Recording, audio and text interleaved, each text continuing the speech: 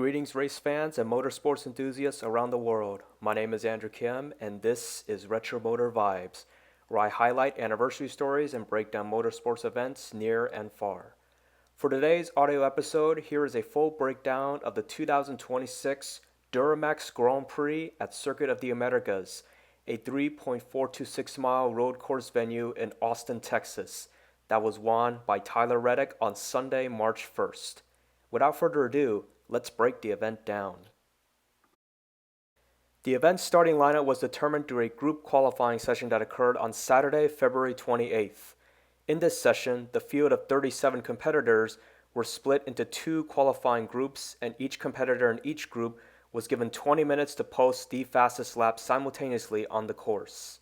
When both group sessions concluded, Tyler Reddick achieved the pole position with a pole-winning lap at 88.380 miles per hour in 97.760 seconds.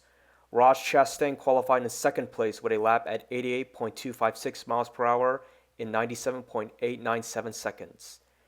Eric Jones was the only competitor who was forced to start the event at the tail end of the field due to unapproved adjustments to his entry. The event's first stage period spanned through the event's first 20 laps. Within this period, there were two occurrences of lead changes as three different competitors led at least a lap. In addition, no cautions were generated prior to the stage's conclusion. The competitor who led the most laps during the stage was Ryan Blaney at 10. In the end, as Blaney was among several competitors who opted to pit as part of a strategic plan to pit prior to the stage's conclusion, Ross Chastain, who was among the rest who opted not to pit, cruised to the first stage victory. The event's second stage period spanned 22 laps from lap 24 to lap 45. During this stage period, there were two lead changes for three different leaders and no cautions, similar to the first stage. The competitor who led the most laps was Tyler Reddick, the latter of whom did not lead at all during the first stage period, but rebounded during this stage. Reddick, though, opted to strategically pit along with a majority of the field prior to this stage's conclusion. Meanwhile, Ty Gibbs did not choose to pit and instead proceed to capture this stage victory. The event's third and final stage period spanned 46 laps from lap 50 to lap 95. During the stage period, there were four lead changes for four different leaders. The only occurrence of a caution during this stage period was between laps 76 to 78. It was when Ross Chastain went off the course in between turns 19 and 20 after his right rear wheel came completely off of the car. The competitor who led the most laps was Tyler Reddick at 30.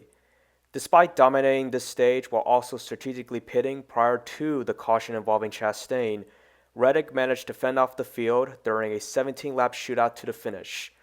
To go along with road course ace Shane Van Gisbergen challenging him in the final laps, Reddick was not to be denied as he proceeded to win for a third race in a row in the early stages of the 2026 NASCAR Cup Series season.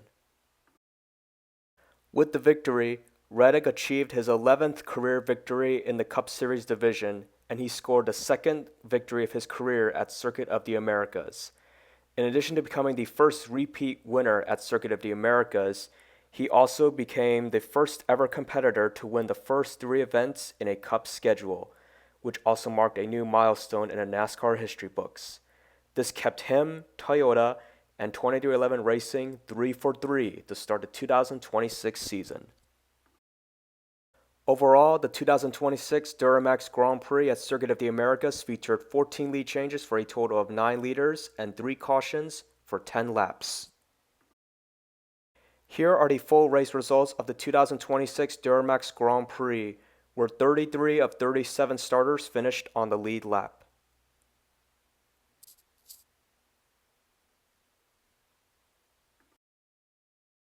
Next, here is the point standings following the third event of the 2026 NASCAR Cup Series season.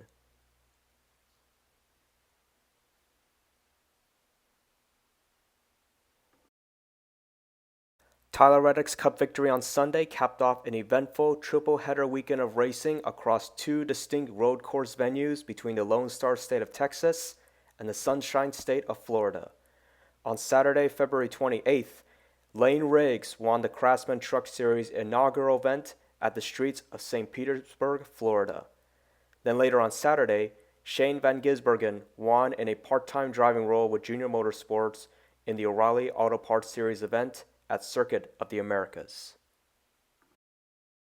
Looking ahead, the Truck Series enters a 2-week break period before returning to action at Darlington Raceway in Darlington, South Carolina for the Buckle Up South Carolina 200 that will occur on March 20th at 7:30 p.m. Eastern Standard Time on FS1, NASCAR Racing Network, and SiriusXM.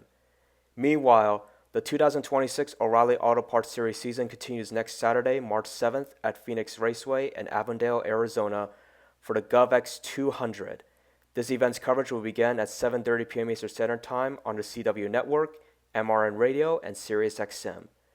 Lastly, the Cup Series also returns to action next Sunday, March 8th at Phoenix for the Straight Talk Wireless 500 that will air at 3:30 p.m. Eastern Standard Time on FS1, PRN, SiriusXM, and HBO Max. That's all for this episode. Have a great rest of your day, and see you on the next episode of Retro Motor Vibes.